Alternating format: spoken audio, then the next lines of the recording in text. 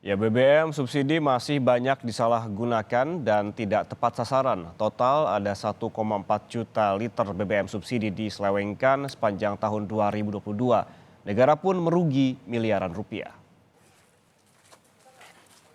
Tahun lalu, polisi menangani 786 kasus penyalahgunaan BBM subsidi. Jika dihitung dari barang bukti, kerugian negara ditaksir mencapai 17 miliar rupiah. BBM jenis solar adalah yang paling banyak disalahgunakan karena selisih harga subsidi dengan harga solar industri cukup besar. Salah satu modusnya, pembeli memodifikasi tangki mobil untuk mendapatkan solar subsidi lebih banyak.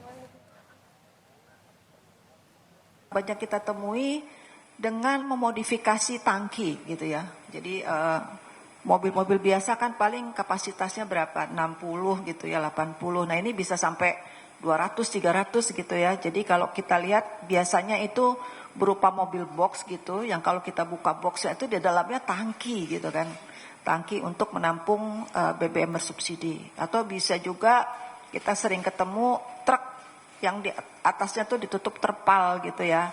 Nah, di dalamnya tuh banyak drum-drum minyak solar bersubsidi. Itu